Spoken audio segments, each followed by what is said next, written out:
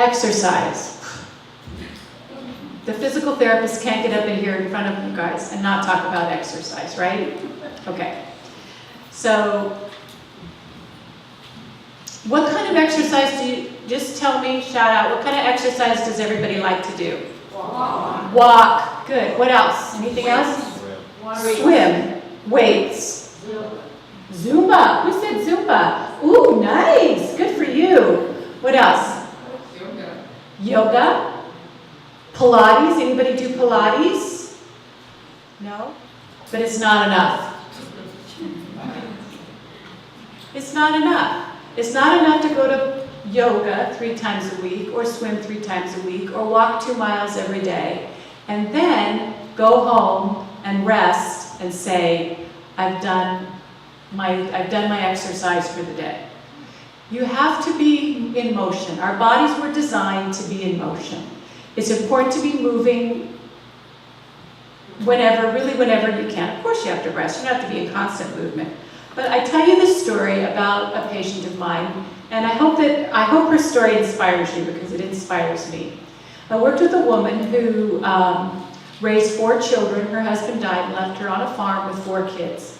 She raised those kids, she worked the farm, and when all her kids were raised, she joined the Peace Corps.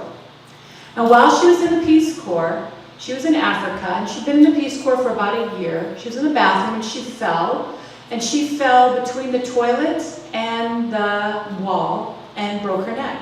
She laid there for 2 days before anybody found her. Luckily, they found her. She lived, but she did sustain, but her neck was broken, and she did sustain a quadriparesis. She wasn't quadriplegic, in other words, it was an incomplete injury. So she was still able to move, and with a lot of rehab, and guess who was her therapist? She was able to learn how to walk again. She had occupational therapy, and she had a lot of therapy. She was able to learn how to walk again and care for herself, and she went back to work. Then it came time, and we had kept in touch all this time, and I was her ongoing therapist for many, many years. And she retired from work. She was old enough to retire. By this time, she was in her late 60s, and she retired from work. She then began to develop pain, just kind of general, overall pain everywhere. Just generalized pain. I would see her once a week for therapy, and we would work on stretching and things like that. And so she felt pretty good that day of therapy, and for the next couple of days she felt pretty good. But slowly the pain would come back during the week. But she did. She walked every morning. She walked 2 miles. She was compliant with her medication, her diet. She stayed hydrated. She did the exercises I prescribed for her. But still, as time went on, she was just in a lot of pain. So I asked her, what's the rest of your day like? Well, she lived alone. Well, after I take my walk, I write some poetry, I watch a movie, I read a book, I'll putter around the house a little bit, I'll take a nap. So she was still fairly active, but not a lot of movement. So then she gets this bright idea. I'm going to go back to the farm.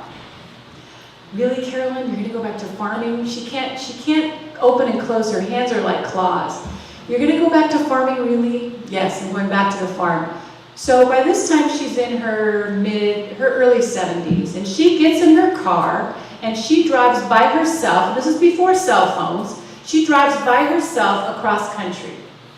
She starts working the farm. She gets her tractor started. She starts baling hay. She starts felling trees because she wants to clear the land because she's going to build a house. She comes back about 6 weeks later, drives herself back across country. I said, so how you doing? I've never felt better. My pain is completely gone. She was moving much better. And she really was a lot more functional.